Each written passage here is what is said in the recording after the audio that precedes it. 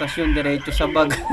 Parang nag-pick up lang na item. Ipagpapalit mo yung trabaho mo sa ganyan, nagnakaw ka ng manok, magkano lang naman yung manok, mga nasa. So yo, what's up mga boss? Welcome ulit sa ating panibagong vlog. So wala muna tayong biyahe ngayon, bali magre-reaction video muna tayo sa trending ngayon na si Pops. Nakalalamove din natin na di ko alam kung bakit ginawa niya yung ganyang bagay. Parang pinagpalit niya pa yung trabaho niya sa ganyan na sitwasyon. So panoorin natin yung ginawa niya mga boss. So ito na mga boss, sabay-sabay nating panoorin yung ginawa ng isang kasama natin na kalalamove natin. So syempre na mahahawa ay madadama yung mga matitino na nagtatrabaho ng maayos. So i-play natin. So ayan siya, bumaba siya ng motor, naka Honda Click. Naka Honda Click siya, tapos syempre nakalalamove bag. Kita naman sa bag. Tapos may cover din siya na panglalamove na block. So ito, inispatan niya na yung yung manok. Ngayon napakan niya yung tali. Tapos yun, tinanggal niya yung yung tali sa paa ng manok. Umabot na ng 300k likes. So tas yun diretso sa bag. Parang nag-pick up lang na item. Naka Honda Click siya, tas puting helmet. So hindi ko alam bakit may mga kalalamove tayo na gumagawa ng ganito. Siguro dahil sa kagipitan pero dapat wag ganun, gumabang pa rin tayo ng patas para ipagpapalit mo yung trabaho mo sa ganyan. Nagnakaw ka ng manok, magkano lang naman yung manok, mga nasa 3,000 to 4,000. Yung pagbiyahe mo kay lalamove na yan.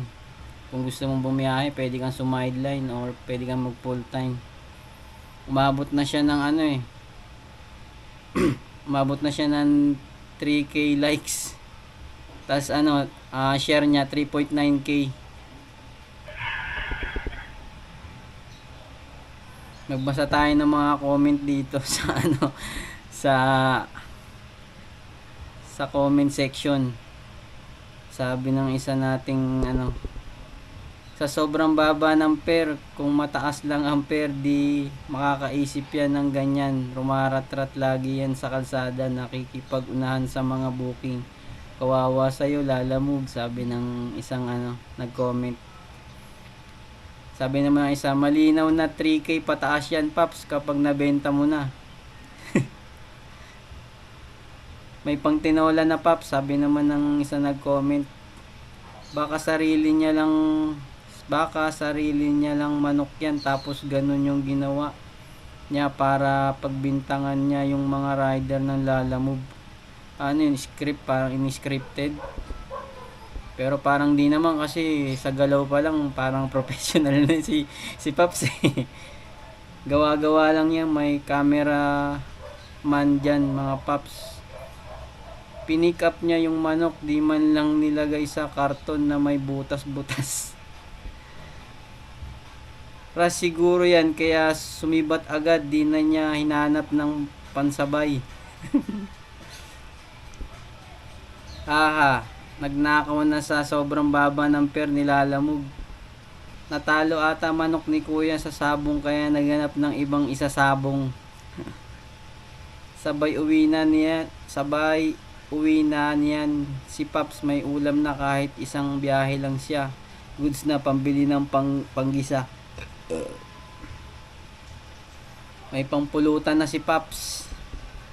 So base sa mga comment mga boss, may nagko-comment na sabi scripted, parang inaano lang sila lalamove. May mga nagko-comment naman na dahil sa baba ng pair nila lalamove, kaya nagagawa ng ibang mga rider na gumawa ng di maganda. So kahit naman sobrang baba, dapat wag pa rin ganun. Kasi yan ang mangyayari niyan, ikaw na yung magsasacrifice dyan. Ipagpapalit mo yung trabaho mo sa ganyan na pag nanakaw. Eh mahuli ka niyan, di wala, mas problema pa lalo yung mangyayari sa'yo. So, yun, comment, lang, mga reaction video lang muna tayo ngayon mga boss, wala muna tayong upload. So, comment down below mga boss kung may gusto kayo na pa-reaction na natin na video or may mga gusto kayong pwede natin talakayin. So, hanggang dito na ang vlog ko. Ride safe at ingat. Peace out.